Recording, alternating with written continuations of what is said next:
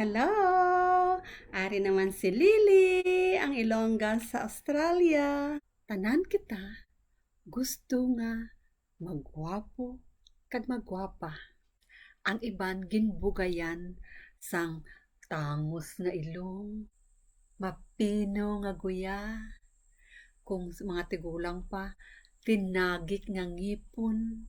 Basta kabalo ka mo kung ano ang buot ko silingon. Pero, kabalo bala ka mo nga pwede kita magwapo kag magwapa pinaagi lang sa pagharakhak. Suno sa pagtuon sang mga eksperto, nadiskubrihan nila na ang pagharakhak makapa abdik sa aton nga dugo kag ini siya maglumpat-lumpat, magtambling-tambling kag magdalagan sa aton nga guya. Amo na ang rason nga naganaya-naya ang aton nga nawong. Te, ano pang ginahulat ta? Magharakhak na kita. Mahapos lang magharakhak kung maayo ang aton lawas, maayo ang aton kahimtangan, pero may ara gid nga mga panahon sa aton nga kabuhi nga madula gali ang aton kalipay.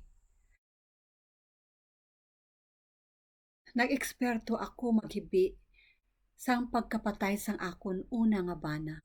Kada sulod sang mga bisita,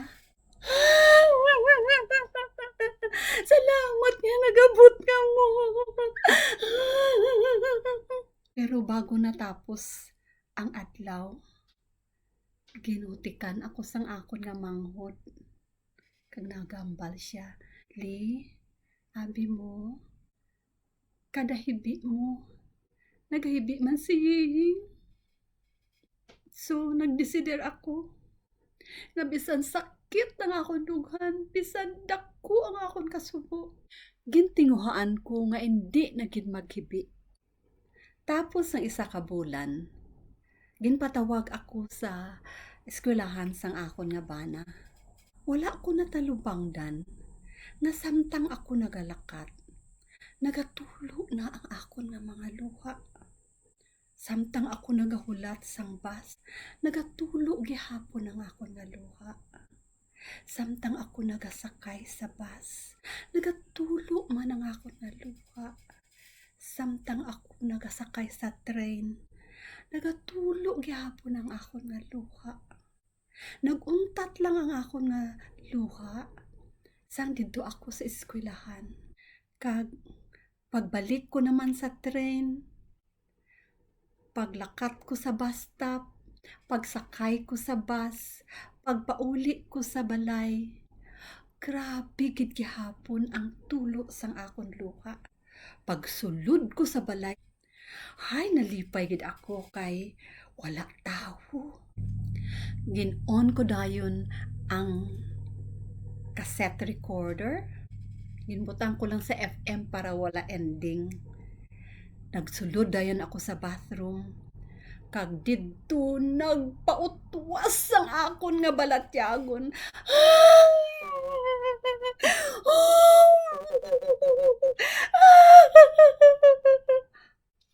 Kag ginbirahan ko gid kautoy-utoy nga ibi. Wala ko kabantay kung ano kadugay. Pero nakapatyag na lang ako. Ay! Kasakit-sakit lang ako nga nalunggan gali. Kaya nag-echo ang bathroom. Pero sige lang. Sige lang gihapon ko. Banat-banat gid ako. Banat-banat gid bikin pagwa ko ginang tanan-tanan ko nga mga kasakit. Kag mga pila pa ka minuto ang nag-agi. Sige lang gid. Pero nakabatyag ako sang kakapoy. Abi ko magtawhay tungod nakapautwas ako. Pero sa sige ko sang hibi, dito ko na realisar nga instead gali nga mag-ayo ang pamatyag, mas nagalala pagid. Pero sige lang, Hibi pagid ko. Nagkato ako sa sink kay baw puno na sang luha kag sipon na ang akon nga guya. Hugasan ko ang akon nga guya kag hibi pagid. Pungko naman ako sa salog kag magbira-bira gisang hibi. Daw drama queen gid ako sa tunga panahon. Pero sige naman ko hibi nga hibi. Hasta nga, ay, no, puno na ako sang balhas. Nagkadto naman ako sa sink, kag naghugas naman ay kanami kay kabugnaw. Pagmuklat ko sang akon nga mata, may nakita ako nga babayi, nga puwerte kalaway-laway sa espiho. Dito ko na di parahan, nga sige ko kahibi. Nagalaw-ay ang itsura sa espiho. Samtang ako nagatanaw, sang law-ay nga babae, kinhimutadan ko siya sang maayo. Kag dito ko kilala ko gali siya. So naghambal ako sa iya. O ano ang imo gusto? Isa? Magpadayon ka sang magpasinulubon? Kag maglaw-ay ka?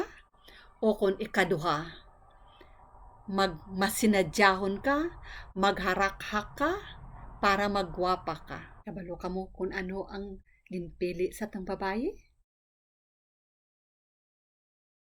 Amo na ang rason nga nakapamana siya liwat. Joke. So, nag-shower ako, kag nagkadto sa parlor, nagpa-facial massage, nagpa-body massage, kag nagpuli sa balay nga nakayuhong. Sa Filipos Kapitulo 4, versikulo 13, nagasiling, masarangan ko nga tubangon ang bisan ano nga kahimtangan sa bulig ni Kristo nga nagapabakod sa akon. Nalipay gid ako nga ang Ginoo nagbulig sa akon nga makabutwa halin sa kalisod, sa kasubo kag kamingaw bilang isa ka balo. Kung ikaw isa ka balo o kung ara sa sitwasyon nga nadula ang imo nga kalipay, kapyot lang kita sa Ginoo kay siya hindi gid magpabaya sa aton. Ilonggo, Pinoy kita nga tunay. Bisan diin kita maglakbay. Ilonggo, Pinoy kita nga tunay. Aton ipadayon ang pagkamalipayon. Mga tutok kag inday.